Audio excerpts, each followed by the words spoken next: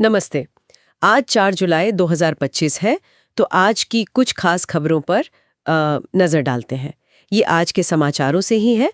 हम देखेंगे कि अमेरिकी राजनीति, अर्थव्यवस्था और कुछ सामाजिक घटनाओं में क्या चल रहा है। और हाँ, कुछ अंतर्राष्ट्रीय अपडेट्स भी हैं। तो शुरुआत करते हैं अमेरिकी राजनीति से।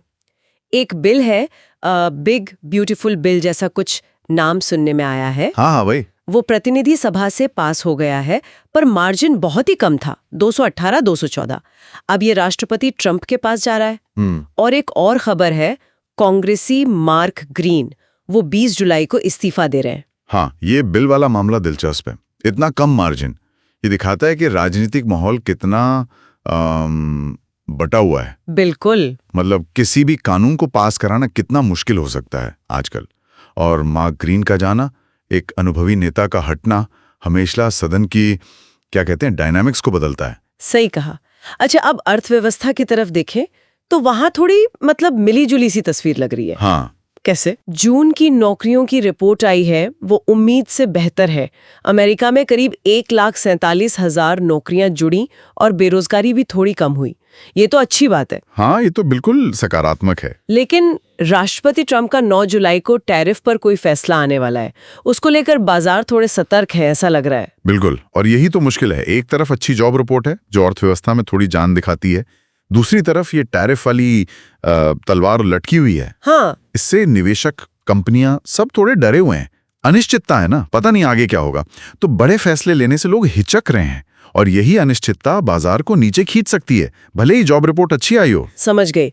अच्छा, एक और खबर है जो थोड़ी दुखद है, टेक्सास से। ओह। हाँ, एक 9 साल की बच्ची की गर्म कार में मौत हो गई। ऐसा लग रहा है कि शायद उसे जानबूझकर छोड़ा गया था जब उसकी मां काम पर थी।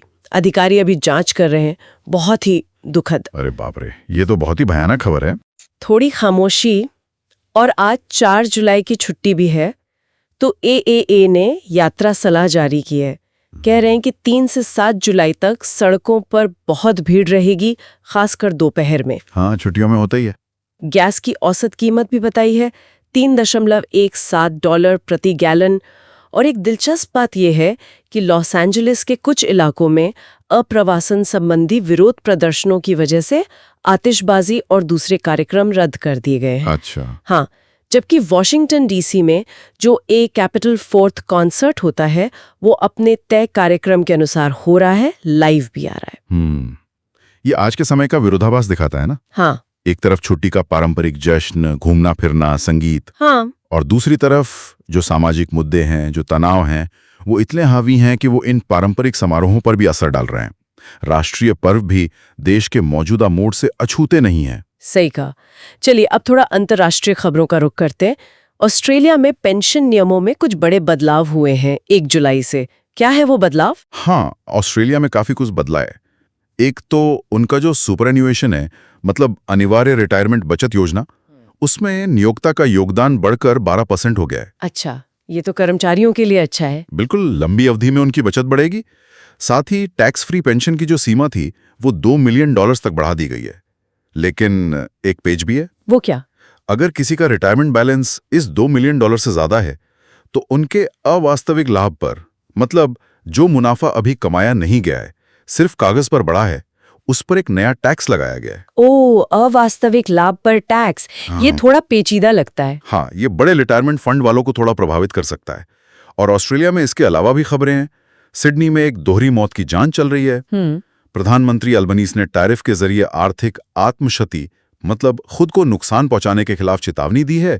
और सरकार चाइल्ड केयर सेंटरों का निरीक्षण भी बढ़ा रही है। प्रधानमंत्री अल्बनीज की टैरिफ पर चेतावनी, ये तो अमेरिका के मौजूदा माहौल और राष्ट्रपति ट्रंप के आने वाले फैसले से जुड़ती हुई सी लगती है, नहीं? बिल्कुल, ये साफ दिखाता है कि व्यापार और टैरिफ को लेकर जो चिंता है, वो सिर्फ अमेरिका तक ही सीमित नहीं है। ये एक वैश्विक मुद्दा बन गया है। हाँ। हर देश कहीं ना कहीं ये हिसाब लगा रहा है कि अपने हितों की रक्षा और वैश्विक व्यापार के बीच वो सही संतुलन कैसे बनाएं।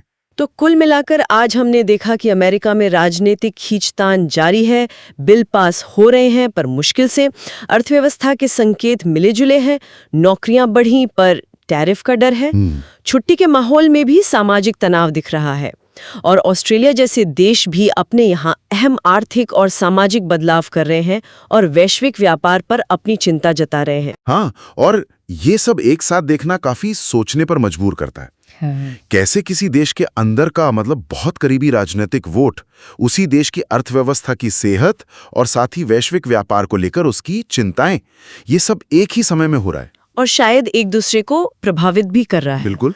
तो एक सवाल जो शायद हमारे सुनने वालों के मन में भी आए वो ये है कि इस बढ़ते वैश्विक तनाव और अनिश्चितता के माहौल में देश अपनी अंदरूनी राजनीतिक मजबूरियों, अपनी आर्थिक जरूरतों और बाहरी दुनिया के दबावों के बीच क्या वो सही तालमेल बिठा पाएंगे, ये देखना आगे बहुत अहम होगा।